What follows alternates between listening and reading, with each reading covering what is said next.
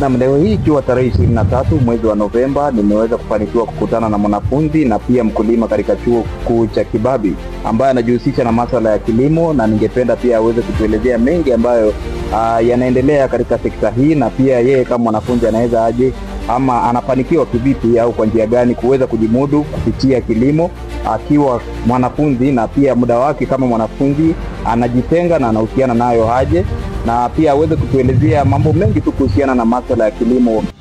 Usikose kutufuatilia msikilizaji, tufuatilie hadi tutakapotamatisha msikilizaji. Jeff, mkulima ambaye kwa sasa ni mwanafunzi wa mwaka wa 3 katika chuo kikuu cha Kibabii, alianza safari hii ya kilimo pindi tu alipojiunga na chuo kikuu, na bila shaka kuanza biashara ya mboga katika maeneo haya ambayo anaishi.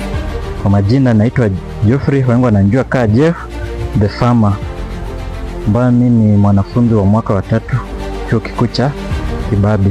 Ukulima huu umeweza kumpa ujasiri wa kujisimamia kama mwanafunzi na kujikimu kimaisha kupitia kusheheni na kunawiri kwa biashara ya uuzaji wa mboga, kama anavyoeleza Jeff mkulima. Niliamua kufanya ukulima ndiposa niweze kujikimu mimi mwenyewe.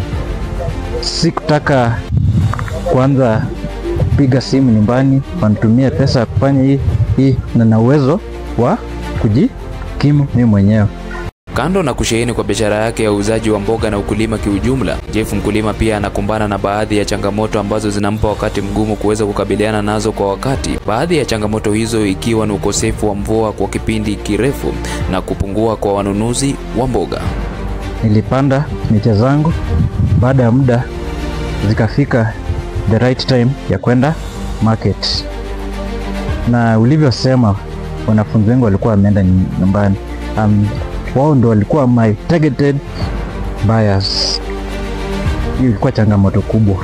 Kwa kweli mvua, maji changamoto kubwa kwa sasa. Na Jeff mkulima, labda ungeambia nini yule mwanafunzi ambaye angependa kuanzisha sekta hii ya kilimo na pia aweze kujitahidi iwezekanavyo ili aweze kukumbana na changamoto ambazo umeweza kukumbana nazo kufikia hatua hii?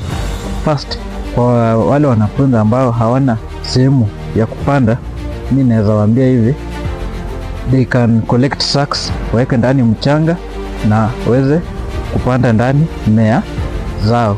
The advantage of this that you have just a small portion ya kukimu. The small space you have, it is easy to control pest, na changamoto ambazo unakumba ni easy to manage them than kuwa na pale pakubwa.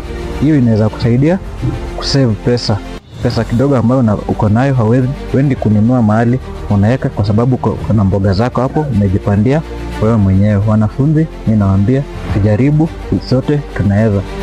Mahala ambapo unakosea unasema tunasaidiana.